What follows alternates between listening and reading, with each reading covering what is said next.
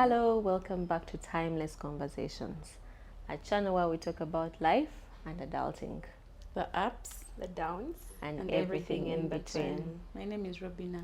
I am Aisha. And I'm Sharon. So today we're going to talk about, as I would say, a sensitive area, a touchy topic. We're going to talk about dowry.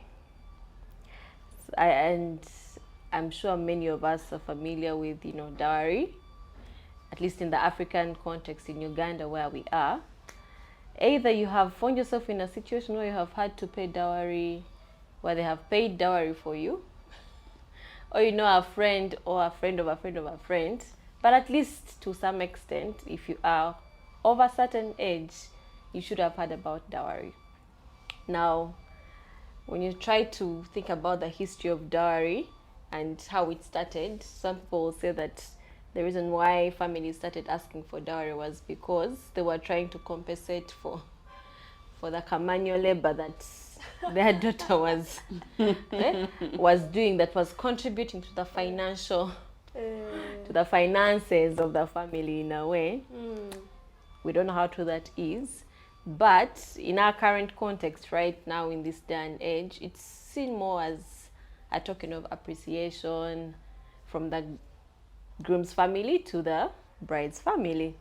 But we all know that of late it's been getting mixed feelings, and we want to, dissect this and understand why are people becoming more and more, like averse to the dowry conversation. Why is it turning away from being something whereby, the groom's family is appreciating the family, but now it's more a bitter topic when functions start and young couples are starting to talk about marriage. Like it is. A sticky one. Sticky conversation. But honestly, I think in our culture, like we don't want to erode away the things that we found. I personally support dowry 100%. One, because it's biblical. You've heard of the story of, was it Jacob? With Rachel and the sister. I feel, yes, it's right that a man should work hard and earn a wife. But also I feel dowry is very important to know that the person who is taking you is capable of taking care of you. Because honestly, me, I'm for being provided for. You're not for suffering. I feel that when a man earns you that way, he will treasure the marriage because he put in effort to get you. Yes. Okay. Our kinsmen are going to be mad at us today for talking about things we don't know. First of all, about. we are women. Right? We are women, first of all. Then we are young. We don't know how the conversation of dowry came about. We don't even sit in those rooms. I know. But why? Anyway, culture has some mysteries about it, which for me I have a problem with. Why am I being discussed in a room but I'm not welcome in that room? I know, right? It's weird. They're talking about me 101, but then I'm not welcome in that room. I'm not even welcome to know what happened there. Another thing for me I feel about dowry is that it's a good thing. It's a good thing because it's a token of appreciation, like you say, to the family of the bride. However, for me, I've seen the payment of dowry being used against very many women. Of a man comes off and tells you, after all I paid for you, I can beat you up how I want, I can treat you the way I want, just because they treat dowry as buying, quote unquote. So I really have mixed feelings about it, and in it, Also, in our day and age, I feel like our kinsmen are taking advantage of it and overly exaggerating it, I know. which makes it lose meaning and purpose. Yeah. And then it becomes so much of a burden on the groom, and then you end up having nothing to start your family because they've milked him dry. Just because you went to the university, they want to take everything from you. Just because maybe you're from a different culture, they want to take advantage of your ignorance of that particular culture you're marrying in. Just because you're from outside Uganda, they think you have money. Yeah. Yes. So they want to take. So for me, those are some of the things about dowry today that bother me a lot. And I think it's because, like you've said, people are turning it into something where it's almost like I have to take. It's doing away with the whole essence behind it. Yeah, if it's supposed to be a token of appreciation, then why would you, knowing, because let's not pretend that by the time a man is coming to a girl's home, that at least the girl's family doesn't have an inkling on what the man's status is. So if you know the person's status, then it ceases to be a token of appreciation if you know you're going beyond what this person is even able to do to afford. And I know, of course, the expectation is that, oh, he has family and friends who will contribute towards this. That's the thing, because that is how it was back in the day. It wasn't just the boy going to do what? To pick Actually, the his girl. It was, parents, yes, it was his parents getting a wife for their son. But the reality is, in this day and age, that is not entirely the truth. Yeah.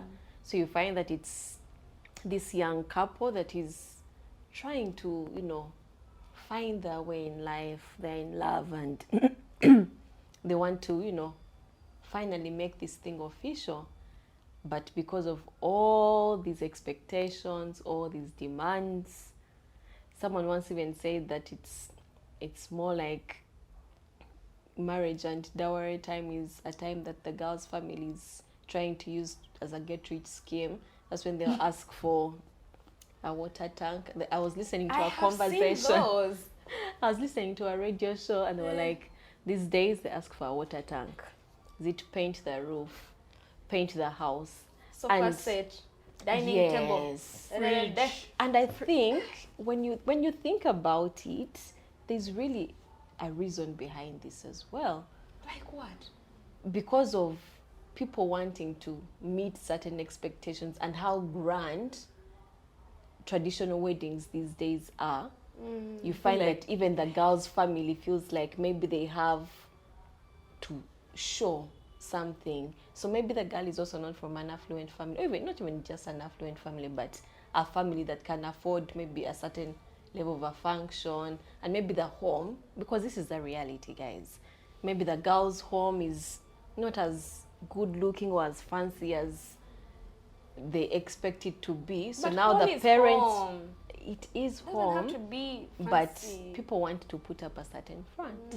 So no one wants to invite guests at their home when the home is looking ramshackle, so to say.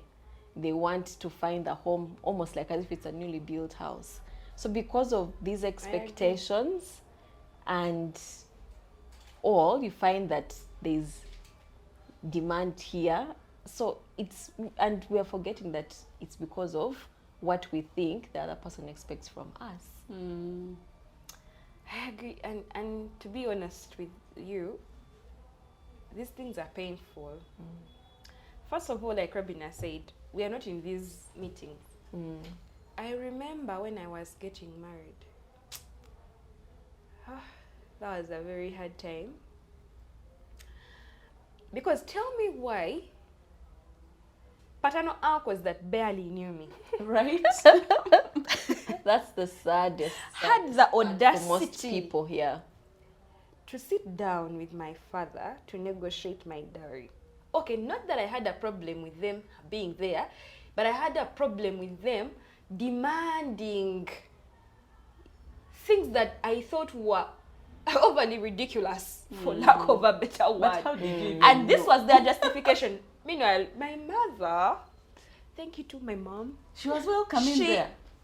my father told my mother told me. Hey! Kudos to them. So they told me, and I remember clearly telling my dad that, you know what, I know for a fact that man can afford those things, but I am not willing to be sold like that. First of all, this was their justification, which I was thinking, okay, was really a bit dumb, for them to say, yeah, he has a good job, so he should be able to do all these. No. Exactly what Robin is saying. Yeah. Now, this is me knowing that after the wedding, it's just me and my husband. Thank you. None of those men, I mean, if they were not there when I was growing up, they're not going to be there Yes, after, yeah. in the afterlife. So I'm thinking, where do they get the nerves to dictate how much is paid and what is brought? You get the point, eh?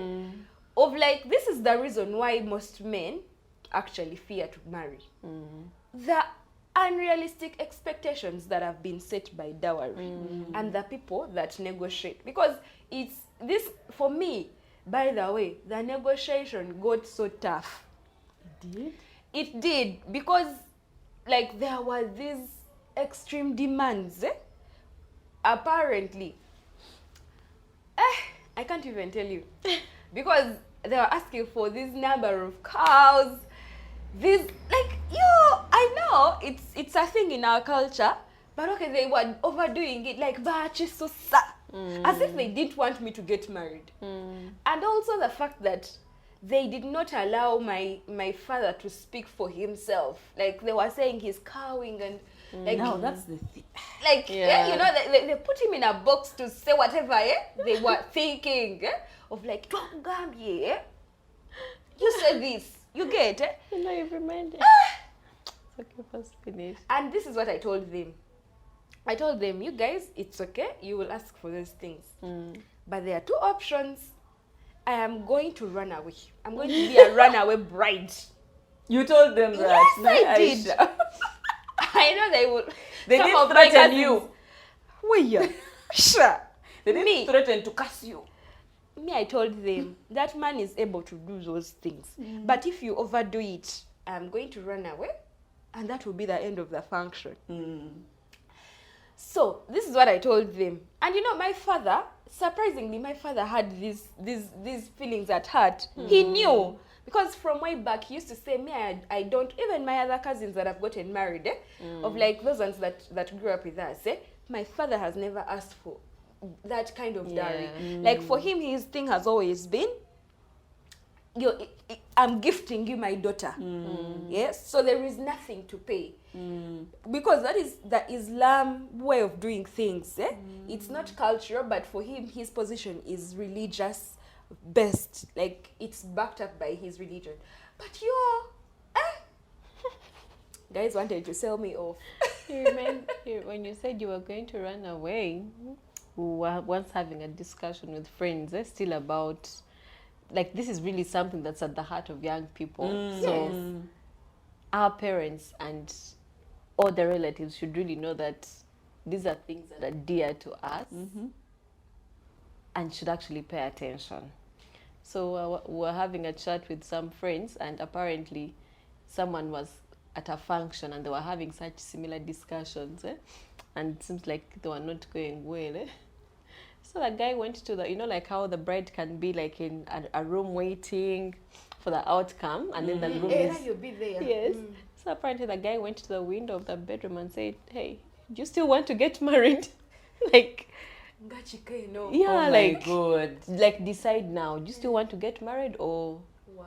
like, let's this whole dowry discussion end? It must have been hard on It him. must have been really hard, yeah.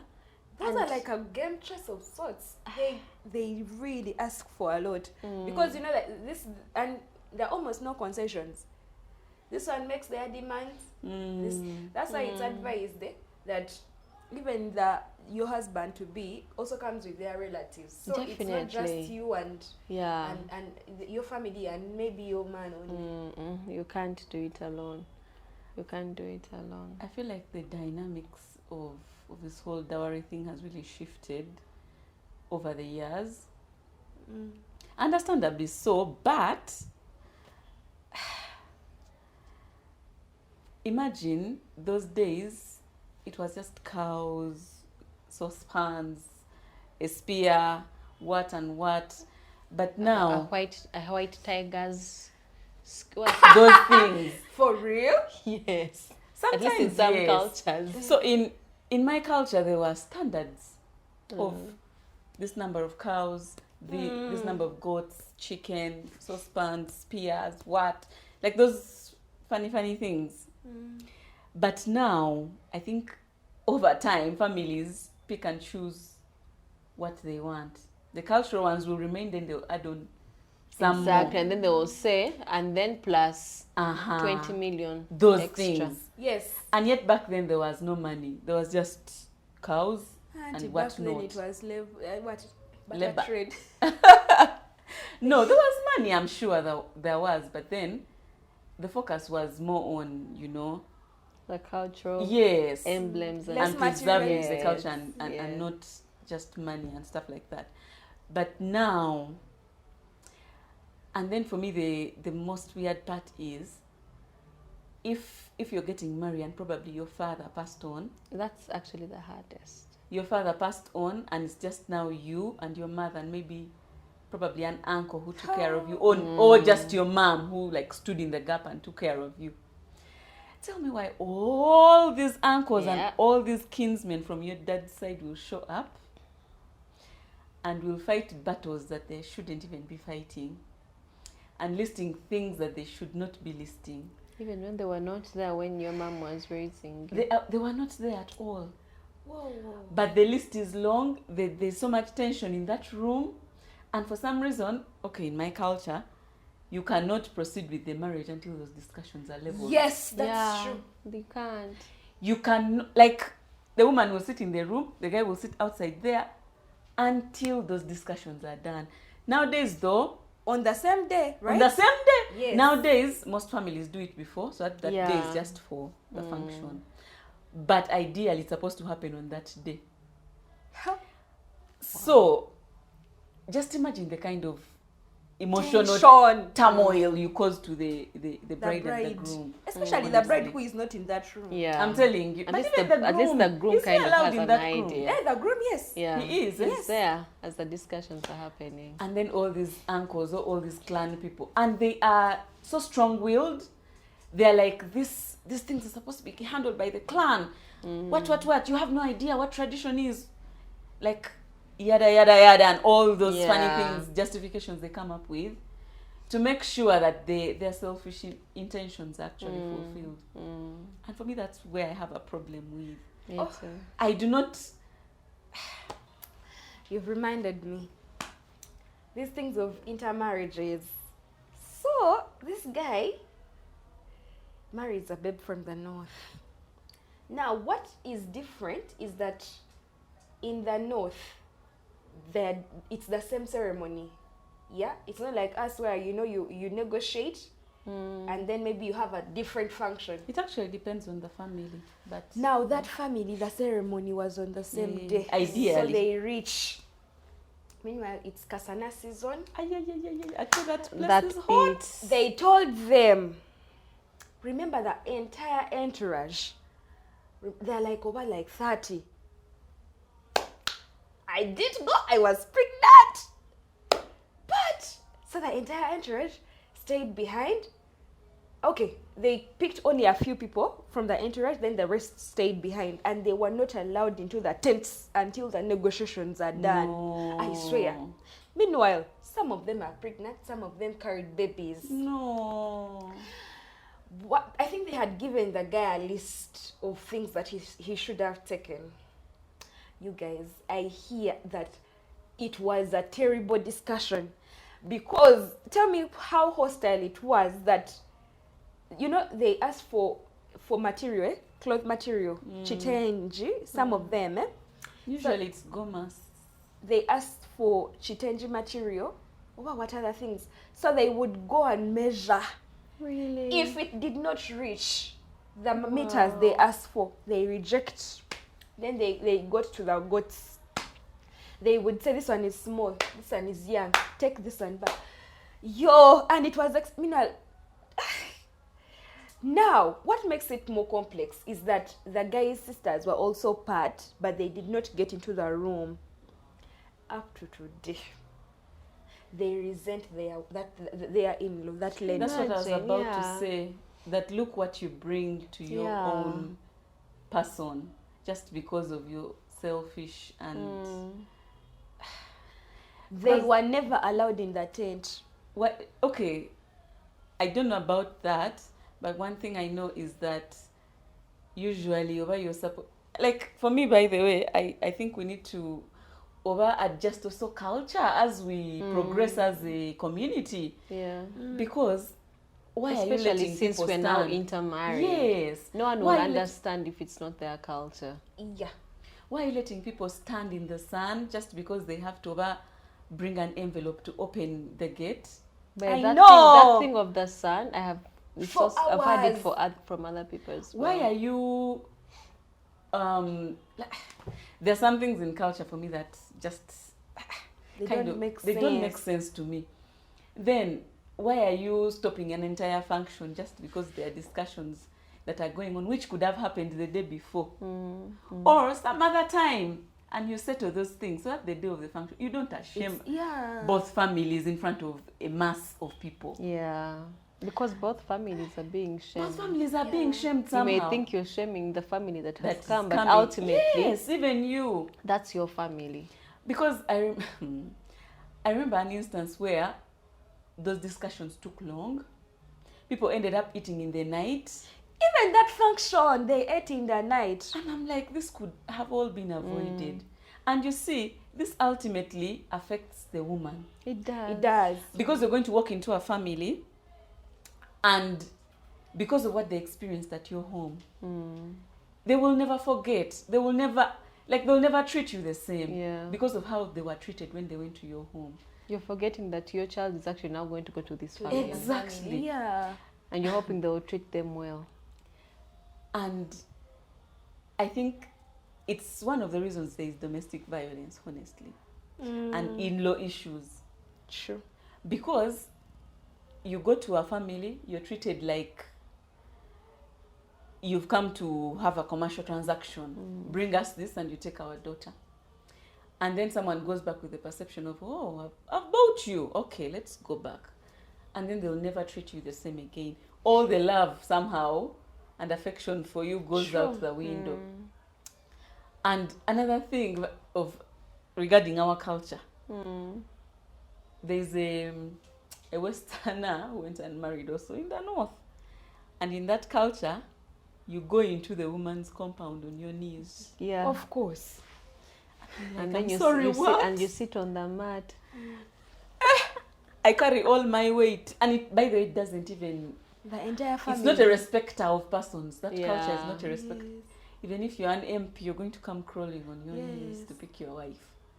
I'm like, yo, can this be waved off at least? I I know. honestly, I think, like you said, we need to really reevaluate our cultural norms and see, are they adding value? Are they still relevant? Are they relevant in this day and age? And then also consider intermarriages. Will these people understand the place where you're coming from as a family, or they will not? Because, like you said, this has a part it plays in how your daughter is going to be perceived in this family for the rest of her marriage. And you wouldn't want your child to be in a place where they feel like, I was tormented from your family.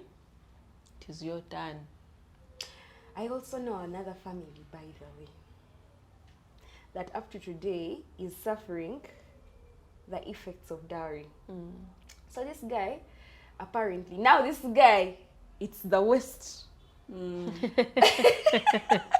We've changed direction. So you see, this of course where we come from dictates how we know certain experiences and all. So now you see how the West, we expect cows and stuff. Other cultures don't. So this guy, he goes, they give him a list plus all the cows. Those things they wanted to do to me. Now for him, because he loved his girl, he goes and you know, but it was like out of pain, eh? Because everyone from his family was like, but do you have to? Like all this, it's a lot. Can't you just get another girl? Yes. You know, it gets to that point. It gets to that, by Yes. the way. Like, must you marry her? Yes. Sadly, it does. And you know, the way he was saying that the way they demanded for those things, like they, even when they went there, they never treated his family with respect, of like, it was more of a transaction. So anyway, long story short, he actually does pay that dowry, which was Exorbitant. very exorbitant. It actually left him extremely broke. Oh, up to dear. today. He's still struggling financially. So in his financial struggles, why don't the parents start getting sick? So the Whose father-in-law, parents? the girl's father, Oh my the God. girl's father gets a terminal illness, and now they expect that this young man Family. who was tortured financially just a few years ago is now supposed to take care of the parents. So it's like, no, that's not my responsibility, because I could have had that money if they had not asked for that much during dowry. And he said no. So in my heart, I'm like, you know what? Maybe this culture thing is not to our own good. Eh? It's not. It needs to be reevaluated, by the way, it's greatly. Anyway, sorry with the disclaimer. Our kinsmen are going to come for us. Oh, they are. But honestly, it needs to be reevaluated because it will affect how your daughter will be treated. Yeah. And ultimately, you're kind of milking this man. On the flip side, though, I know a family where the man got married to a different culture and was only asked to take gifts. Yeah. No dowry. Okay, maybe that was their form of dowry. But he just went bearing gifts and was given his wife, and they came back and they're living happily ever after. No one is stressing the other. I tell those are rich families. Yeah. Maybe I'll then ask this. So, what role can we as the women, because ultimately it's us who are, should I say, going to suffer at the end of it all. It's our families, when we finally get married to these men, that are going to have financial challenges if the men go and borrow in order to fulfill these demands. It's us who are going to go to families whereby people are looking at and are thinking, our families are so money-minded and so materialistic. So what role then do we play in trying to dwell with something like this? Do you think we have a part to play anyway? I think we do, but sometimes it's of very little significance. Sometimes. But I think we have a big role to play. One is to cover our significant other. Cover them in those family meetings when they're preparing for that big day. Cover them in the sense of, like, let these people know, like Aisha did, put your foot down and say, it's either you accept what we are bringing, or I will be a runaway bride. Or you cannot go that extreme and say, maybe the marriage will not happen. I'm of extremes. I know. Of put your foot down and say, this is too much. Yeah. Let's try to be kind. Let's try to be, considerate of how we are going to start our life as a young family, That is if you have the opportunity. That's what I was saying. Sometimes it's of very little significance. I know. In my culture, generally women, even your mom is not allowed around those conversations. Even the meetings for preparations, you're not allowed anywhere. So your hands are kind of tied. But if you have maybe a close relationship with your father, you can have a conversation with him and you get to know what is going to happen in that room way before it actually happens. And then he can be your representative in there. Yeah, I think that's one way that you can cover your significant other. Aisha? Just like Robina says, I feel like there's little you can do as a bride in those conversations. Because, you see, it is entrenched in culture. Women almost have no say in most of these conversations. Of like, tell me, even when you say something, they will not take you seriously. Yeah? But if you're big-headed like me, please just back up your person. Because at the end of the day, you're going to get married and you're going to start with debts, and it will affect you somehow. Financially, you're going to be struggling. And yet all the money, you've left it home. And by the way, our parents, when you're struggling, they will not care as much, even when they do. But also me, I've realized these dowry things, they are in poor families. I swear. What do you mean? People who have failed, because if you as a man, you have failed to reach all of those things, yeah? In all your big years of having age, lived on this earth. you expect a young man. Okay, even if the other person is also old, they are not going to give you everything you have failed to get yourself. Accumulate all your life. All your life. But you people, I've been to rich people weddings. People just show up with gifts on that day. In fact, there is this culture that the Katikiro was recently advocating for. Bring the gifts the day before. The dowry and everything. Yes. Bring it the day before so that the next day it's just merrymaking. It's a ceremony. It's just a ceremony and everything goes on well. But you people, there is a lot of anger and resentment in dowry. There is. It's a very sticky topic. It is. However, man, let's put our foot down, ladies. But you know, and make our stand known. Because if you don't make your stand known, I know people who don't advocate for dowry at all. Like zero dowry? No, they don't want. Yes, they don't want anyone to pay anything. They just want a ceremony without any transactional exchange. And they're the daughters. Yes, they are the daughters. Unfortunately, Yes. you can't do anything about that. Yeah. But I think you can make your stand known to your people and tell them that I wouldn't want me to feel like I'm being sold. I wouldn't want this to be like a transaction.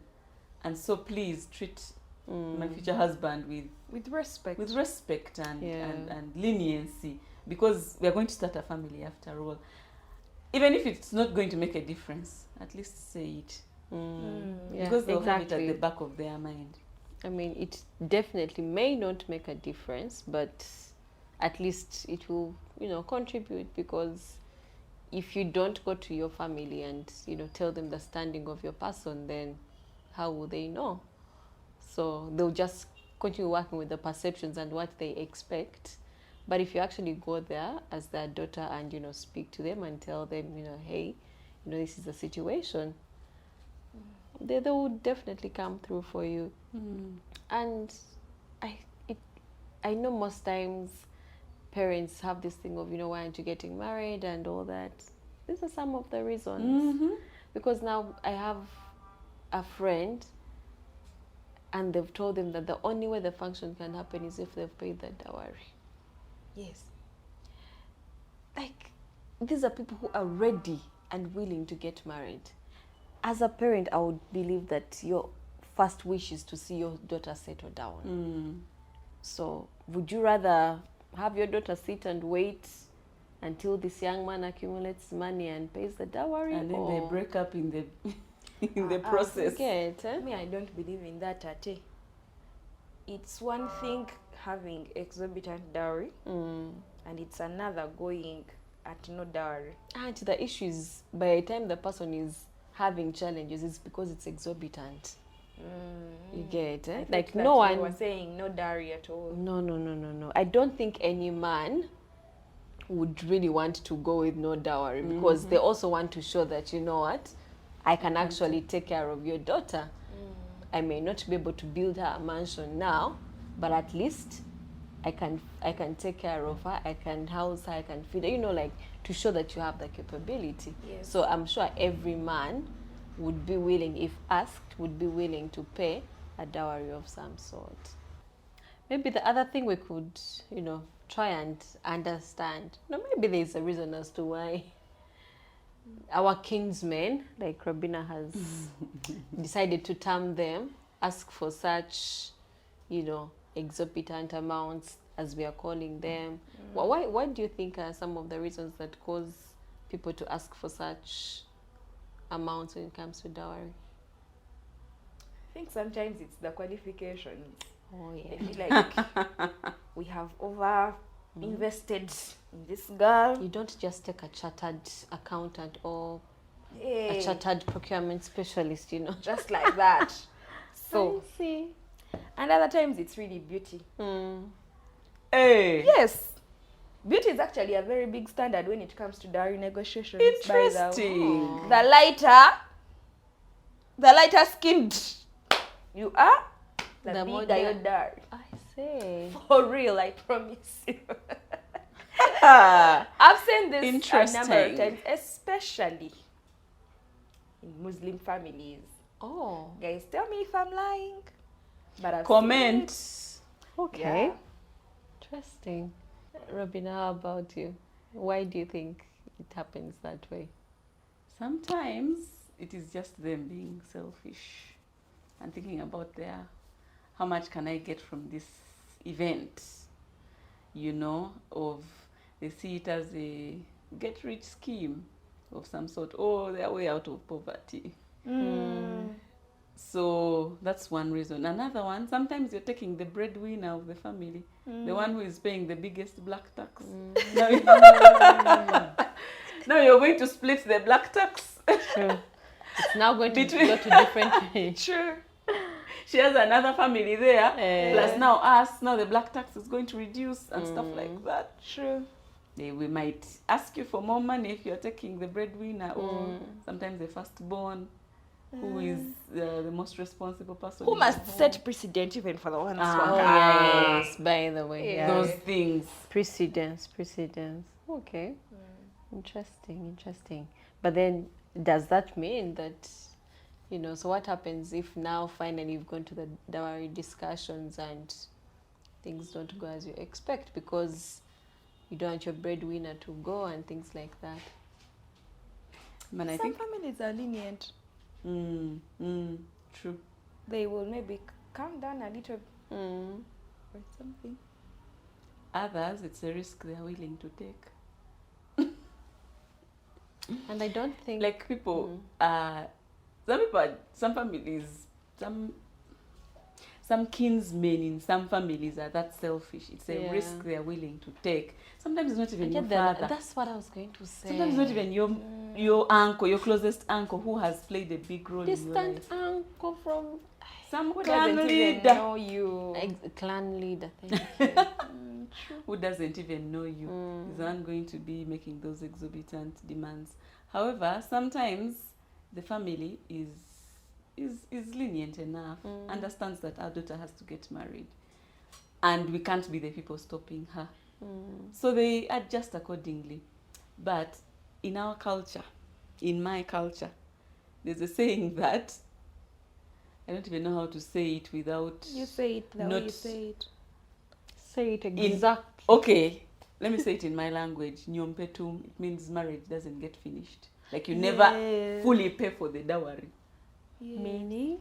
Meaning, it's a way of, okay, that's what people that understand it explained it to me. It's a way of keeping the relationship between the two families.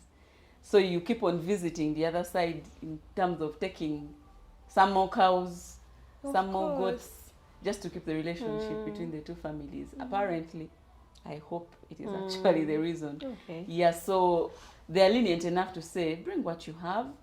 The others, you will finish them when you're able to. Or they actually let it go. Yeah. But do you think some men would not even be willing to go ahead with such an arrangement? Because how do you think it makes them feel knowing that in as far as your family is concerned, they never met expectations? Huh? That's a tough one. Tough one. I mean, I feel for them, by the way. Sometimes I really feel, I really And you feel. know how some of those aunties and uncles will go around Of course. telling everyone how, that one, her husband never finished the dowry. No, you see, I don't know. it's actually like a cultural thing. Everyone knows that Nyompetu, like you'll never finish this whole arrangement.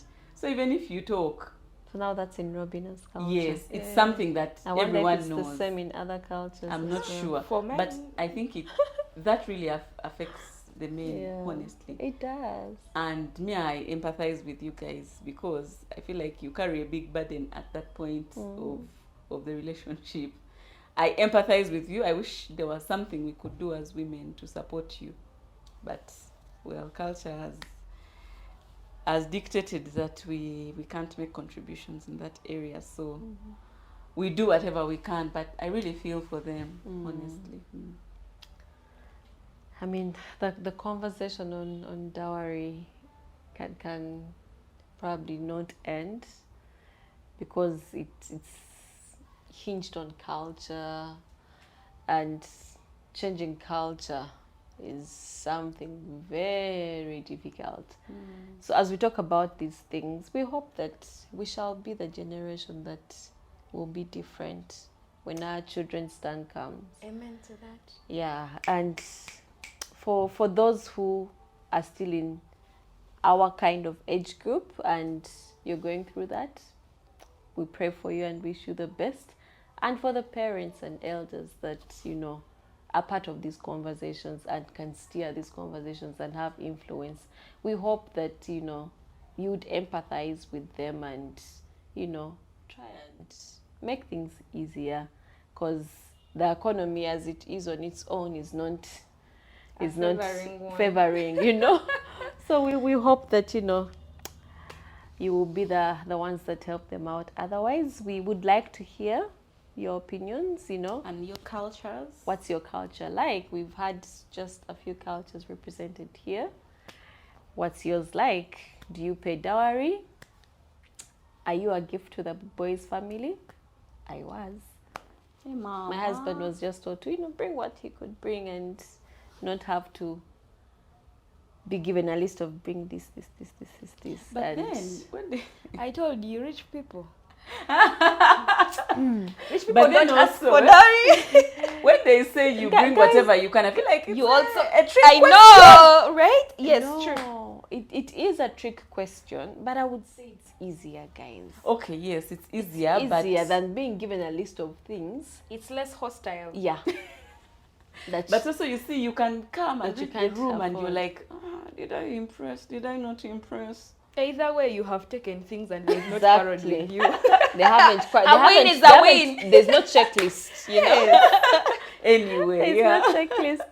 So please share with us. Let us know what's your experience like. What have you had? And share the video, like, subscribe. And we'd like to thank HD Media for shooting this episode as well. Until next time, Peace out. bye.